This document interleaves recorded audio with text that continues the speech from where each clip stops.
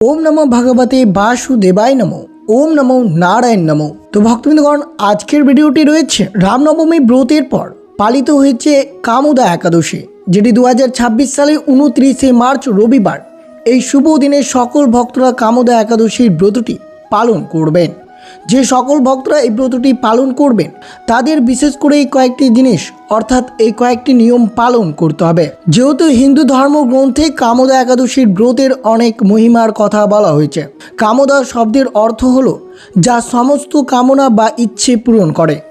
শাস্ত্র অনুযায়ী এই ব্রত পালন করলে যে উপকারিতা হয় তা হচ্ছে বিশ্বাস করা হয় যে এই ব্রত নিষ্ঠার সাথে পালন করলে মানুষের জ্ঞাত এবং অজ্ঞাত সমস্ত পাপ নষ্ট হয়ে যায়। কামোদা নাম অনুসারে এই একাদশী ব্রত পালন করলে ভক্তের সমস্ত সৎ ইচ্ছা এবং মনস্কামনা পূর্ণ হয়, যে কোনো ধরনের অভিশাপ থেকে মুক্ত লাভ হয়। এই ব্রতের পূর্ণ ফলে গর্দম্ব ললিত তার রাক্ষস রূপ ও অভিশাপ থেকে মুক্ত পেয়েছিল।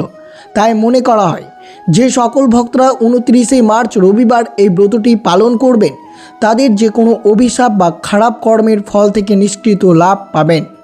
বিশেষ করে আপনারা এই শুভ দিনে ভক্তিনিষ্ঠা সহকারে যদি এই কামোদা একাদশী ব্রতটি পালন করতে পারেন এবং বিশেষ এই শুভ দিনে ভগবান বিষ্ণুর পুজো করতে পারেন, উপবাস আরাধনার মাধ্যমে তার বিশেষ কৃপা আশীর্বাদ এবং বৈকুণ্ঠ লাভ করা যায় বলে বিশ্বাস রয়েছে। তাই চৈত্র মাসের শুক্লপক্ষের 11তম দিনে এই একাদশী অর্থাৎ কামোদা একাদশীর ব্রতটি পালিত হয়ে থাকে। তাই 2026 সালে 29 মার্চ রবিবার এই কামোদা একাদশীর ব্রতটি পালিত হয়েছে। তাই সকল ভক্তরা অবশ্যই এই শুভ দিনে ব্রতটি সম্পূর্ণ নিষ্ঠা এবং ভক্তি সহকারে ব্রতটি পালন করবেন। আর বিশেষ করে শ্রবণ করবেন এই একাদশী ব্রত চলমান আপনারা কোন কোন ফল বা কোন কোন খাবার ভুলেও গ্রহণ করবেন না। এই খাবারগুলো গ্রহণ করলে এই ব্রতের কোনো পূর্ণ ফলাফল পাওয়া যাবে না। তাই বিশেষ করে শ্রবণ করবেন এই ব্রত চলমান কী কী খাবার গ্রহণ করা একবারে উচিত নয় এবং এই কামোদা একাদশীর ব্রতের পালনের সঠিক নিয়মাবলী কী রয়েছে তা অবশ্যই বিস্তারিতভাবে শ্রবণ করবেন। তো অবশ্যই ভিডিওটি আপনারা শুরু থেকে শেষ পর্যন্ত ভক্তি সহকারে শ্রবণ করবেন। আর চ্যানেলে নতুন হয়ে থাকলে দয়া করে চ্যানেলটিকে সাবস্ক্রাইব করবেন, লাইক করবেন, কমেন্টে ভক্তি ভালোবাসা শ্রদ্ধা দিয়ে জয় শ্রীকৃষ্ণের জয় লিখে দিতে ভুলবেন না। এই শুভ দিনটিতে অবশ্যই ভিডিওটি আপনারা শুরু থেকে শেষ পর্যন্ত ভক্তি সহকারে শ্রবণ করুন। 2026 সালে 29 মার্চ রবিবার পালিত হয়েছে হিন্দু ধর্মের সবচেয়ে গুরুত্বপূর্ণ এবং তাৎপর্যপূর্ণ দিন। এই চৈত্র মাসের শুক্লপক্ষের 11তম দিনে যে একাদশী ব্রত পালিত হয় সেই একাদশী কামোদা একাদশী নামে পরিচিত। এই দিনটি ভগবান বিষ্ণুকে উৎসর্গ করা হয়। বিশ্বাস করা হয় যে যে ভক্ত এই দিনে ভক্তি এবং সঠিক নিয়মের সাথে উপবাস পালন করবে সে ব্যক্তির সমস্ত পাপ বিনষ্ট হবে এবং জীবনে সুখ সমৃদ্ধি নিয়ে আসবে। জ্যোতিষশাস্ত্র অনুসারে এই দিনে শিববাস যোগ গঠিত হয়, যা ধ্যান এবং মন্ত্র জপের জন্য অত্যন্ত শুভ বলে মনে করা হয়। যেহেতু কামোদা একাদশী উপবাসকে অত্যন্ত ফলপ্রসূ বলে মনে করা হয়, বিশ্বাস করা হয় যে এই দিনে ভগবান বিষ্ণুর আরাধনা এবং উপবাস করলে ব্যক্তির সমস্ত পাপ মোচন হয় এবং জীবনে সুখ শান্তি ও সমৃদ্ধি নিয়ে আসে। পুরাণ অনুসারে কামোদা একাদশী উপবাস পালন করলে কেবল এই জীবনের পাপ নয়, পূর্ব জন্মের পাপ মোচন হয় এবং মোক্ষ লাভ প্রশস্ত বৃদ্ধি পায়। তো অবশ্যই শ্রবণ করবেন এই কামোদা একাদশী চলমান কিভাবে দিনটি অতিবাহিত করবেন, অর্থাৎ এই একাদশীর ব্রতের বিধি, অর্থাৎ কিভাবে পুজো করবেন, কিভাবে সঠিক নিয়মে পুজো করলে আপনার ব্রতটি সম্পূর্ণ হবে এবং এই ব্রত চলমান আপনারা কোন কোন খাবার ভুলেও গ্রহণ করবেন না। অবশ্যই মনোযোগভাবে শ্রবণ করুন। বিশেষ করে যারা একাদশী ব্রত পালন করেন তাদের একাদশীর আগের দিন অর্থাৎ দশমী থেকে কিছু গুরুত্বপূর্ণ নিয়ম মেনে চলতে হয়। দশমীর পর থেকে ভক্তদের মাংস, মাছ, পেঁয়াজ, ডাল এবং মধুর মতো খাবার গ্রহণ থেকে বিরত থাকা উচিত। দশমী ও একাদশী উভয় দিনে পার্থিব সুখ থেকে বিরত থাকতে হবে এবং পূর্ণ ব্রহ্মচর্য পালন করতে হবে। 29 মার্চ রবিবার এই কামোদা একাদশীর ব্রতের দিন বিশেষ করে আপনাদেরকে ব্রহ্মা মুহূর্তে ঘুম থেকে উঠতে হবে। ঘুম থেকে উঠে অবশ্যই আপনারা পবিত্র জলে স্নান করবেন। যদি না পারেন তাহলে অবশ্যই বাড়িতে 1 বালতি জলে সামান্যটুকু গঙ্গা জল তার সাথে তুলসী পাতা মিশিয়ে আপনারা স্নান করবেন। স্নান করার সময় ওম নমো ভগবতে বাসুদেবায় নমো এই মন্ত্রটি জপ করবেন। এরপর অবশ্যই শুদ্ধ বস্ত্র পরিধান করবেন।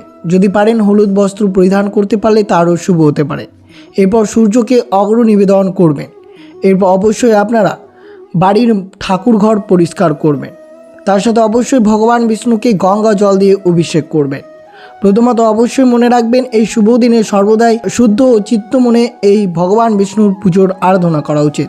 বিশেষ করে অবশ্যই মনে রাখতে হবে ভগবান বিষ্ণুকে হলুদ ফুল এবং তুলসী পাতা অর্পণ করতে হবে।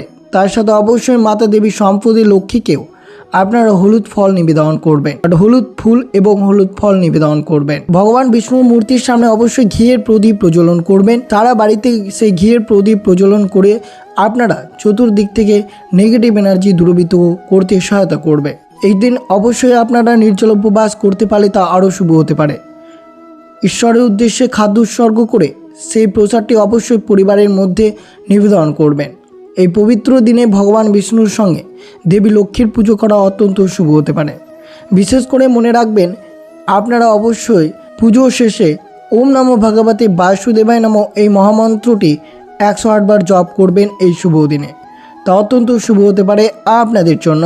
এই কামদা একাদশীর ব্রতটি যদি আপনি জল ছাড়া একাদশী ব্রত পালন করতে চান তাহলে নিজের সামর্থ্য অনুযায়ী জলহীন ব্রত পালন করতে পারেন। যদি আপনি জলহীন ব্রত পালন করতে না পারেন তাহলে একাদশীতে জল পান করতে পারেন, এবং যদি জল পান করেও একাদশী ব্রত পালন করতে না পারেন তাহলে ফল খেয়ে একাদশী ব্রত পালন করতে পারেন। যদি ফল খেয়ে ব্রত পালন করা না যায় তাহলে একবার খাবার খেয়ে ব্রত পালন করতে পারেন। যদি এতেও আপনার শক্তি না থাকে তাহলে তুলসী পাতা খেয়ে ব্রত পালন করতে পারেন।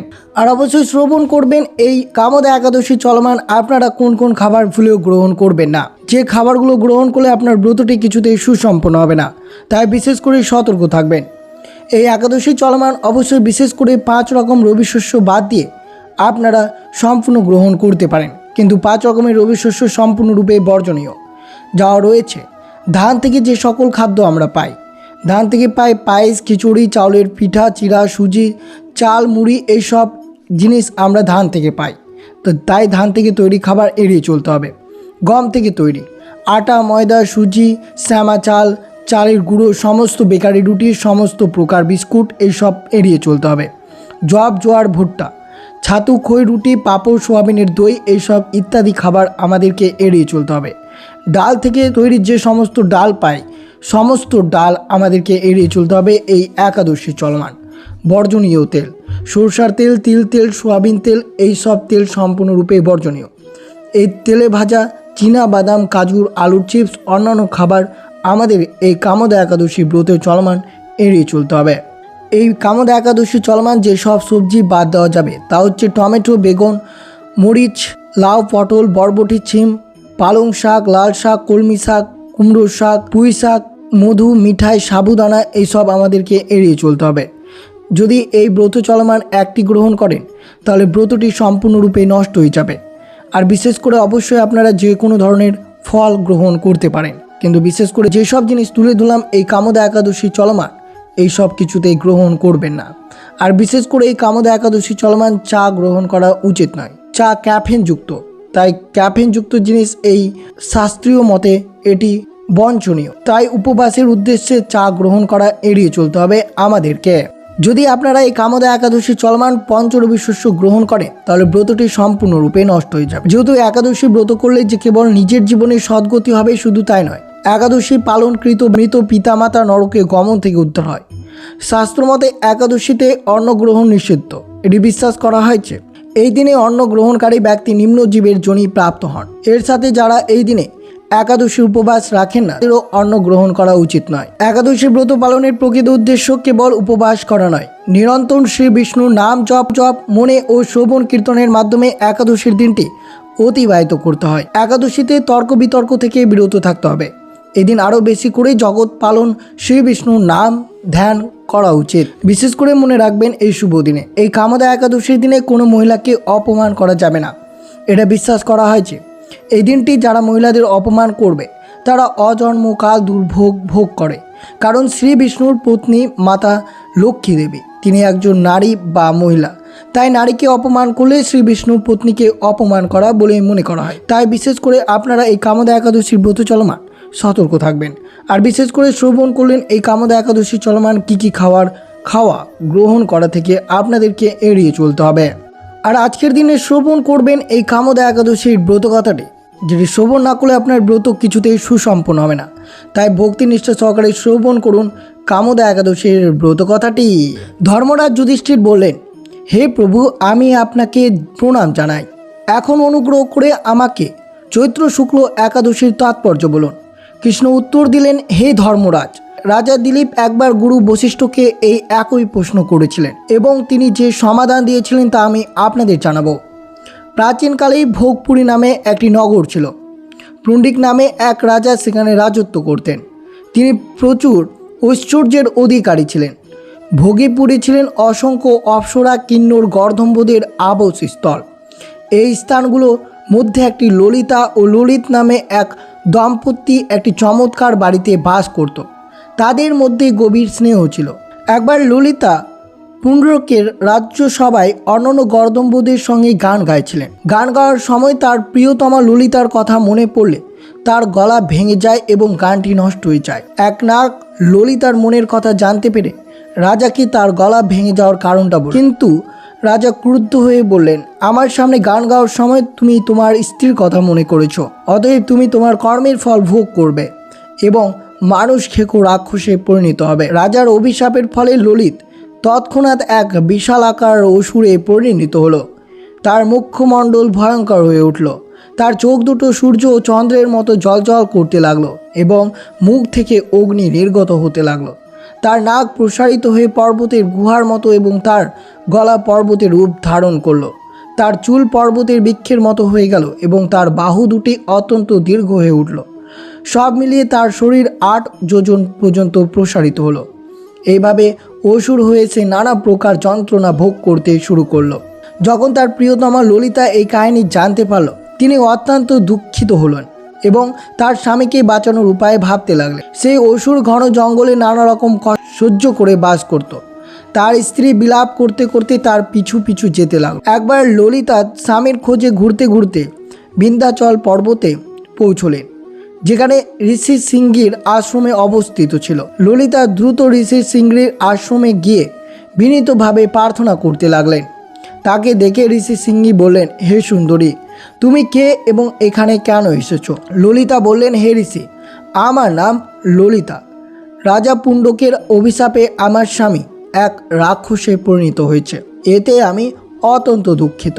দয়া করে তাকে বাঁচানোর কোনো উপায় বলুন। ঋষি সিংহী বললেন, হে গর্ধম্ব কন্যা, এখন চৈত্র শুক্লা একাদশী আসন্ন, যার নাম কামোদা একাদশী। এই একাদশী ব্রত পালন করলে পুরুষের সকল কর্ম সম্পন্ন হয়। তুমি যদি কামোদা একাদশী ব্রত পালন করে তার পুণ্যফল তোমার স্বামীকে দাও, তবে তিনি শীঘ্রই রাক্ষসের গর্ভ থেকে মুক্ত পাবেন এবং রাজার অভিশাপ নিশ্চয়ই শান্ত হবে।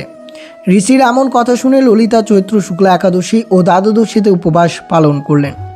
ব্রাহ্মণদের সামনে স্বামীকে উপবাসের ফল দেওয়ার সময় তিনি ভগবানের কাছে এইভাবে প্রার্থনা করতে লাগলেন, হে প্রভু, আমার এই উপবাসের ফল যেন আমার স্বামী পান, যাতে তিনি অসুরের গর্ভ থেকে মুক্ত পান।